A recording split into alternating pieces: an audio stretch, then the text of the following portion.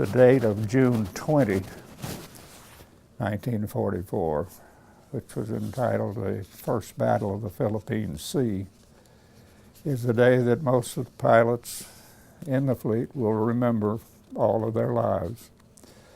The day started in a flurry of excitement. It was now known that the Japanese fleet was in the Philippine Sea en route to Japan, but nobody said where they were.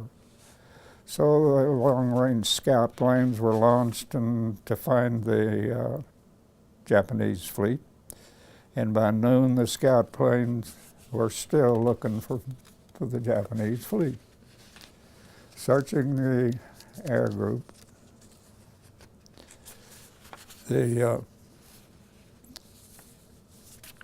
air groups were called to the radio rooms and to await some word from the scouts.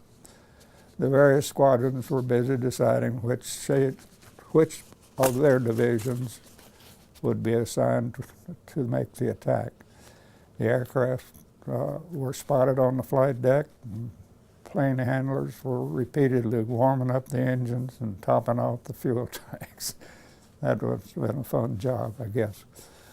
Word finally came a little after 4 p.m. in the afternoon that the Japanese fleet was located 300 miles from where our carrier was sitting.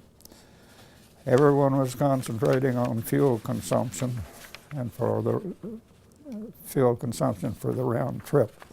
And Admiral Mitchter was advised that the planes could marginally, they could make it, but it would be tight. And you can remember that the Admiral says, launch them. And at 4:21, pilots rushed to their assigned aircraft as the carrier was turning into the wind in preparation of launching the planes. As the launch was in progress, word came to us that the target fleet position had been corrected, and we added another 60 miles to that 300. More miles to an already long maximum distance flight. Bombing Squadron 2 had assigned 2 divisions to the strike. Squadron Commander Division would lead 8 planes. That's 2 more than normal. And Lieutenant Buell's division would lead 6 planes, which would be the standard. Bombing Squadron 2 would have 14 planes on the target. The radio room instructions eliminated the usual division rendezvous around the launch, but division were instructed to proceed toward the target in a loose running formation with fuel settings and engine RPM set to conserve fuel as much as possible. After a long, slow flight, the Japanese fleet was in sight, and we were greeted by a display of anti-aircraft fire that would make even the best 4th of July fireworks seem kind of skimpy. The bursts of anti-aircraft fire were in multiple colors. There was red, there was yellow, black, pink, blue, white, with the phosphorus streamers. And Commander Arnold, who was the commander of the entire air group, and had been directing the attack from the air, ordered all of the dive bombers to attack the carrier Ziokaku. We had arrived at the target area at approximately 6 p.m. It was almost dusk on the water, but up where we were at 14,000 feet, it was a nice, bright, sunshiny day. And at 6:40 p.m., Lieutenant Buell's division was the first to dive on the Ziokaku, with his 6 planes, followed immediately by the commander's 8 planes. And as we pushed over in a speed glide to 12,000 feet to begin our dive bombing run, I was still tail end Charlie. Again, and then in previous attacks, I closed the cockpit canopy, reduced the brake settings, and increased the throttle. And we were on our way to drop a 1,000-pound bomb on enemy carrier Ziokaku. And my rear seat gunner was hanging on for dear life as our airspeed improved, increased, because he's sitting in an open cockpit back there. My cockpit was closed. As soon as the bomb was released, the sequence of events was to close the bomb bay doors, close the speed brakes, check with Frenchie to see if the bomb hit anything. And he said, I think so, looked like midship about near the island. The division leader following our drop confirmed that the bomb was a hit, and from there on it was a matter of getting away from the Ziokaku and all the ships in its screen. In pulling out of the dive, I was glad that the bomb release was a bit high, because at that speed there was only one way to go, and that's straight forward. You don't do a lot of turning with that speed. And it was over the bow of a cruiser, and it wasn't one of ours. So they were firing their 5-inch rifles, trying to hit airplanes going past them. So that's kind of strange, but they were trying anyway. I have no idea how many G's I pulled before getting on the level, straight and level, at about 100 feet over the water. The SB-2C's wings took the punishment, fortunately. This excess speed allowed us to climb to 7,500 feet altitude without exhausting any extra fuel. We now had a little less than a half a tank that we had left what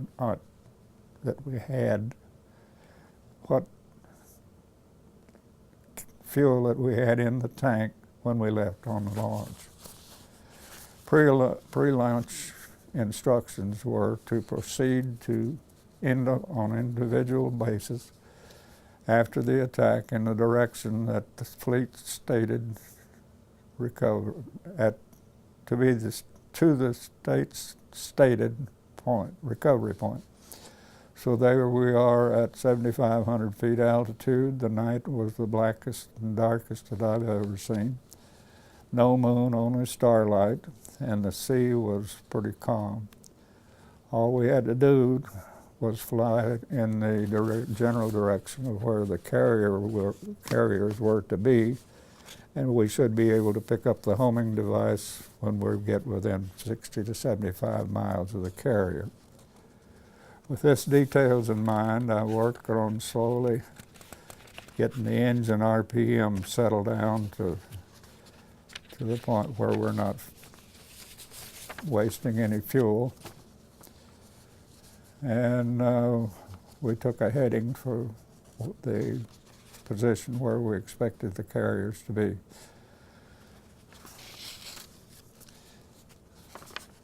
And to save the fuel, slowly losing a little altitude will help maintain our airspeed. So we saw very few other planes moving in our direction. Then at about 8 o'clock,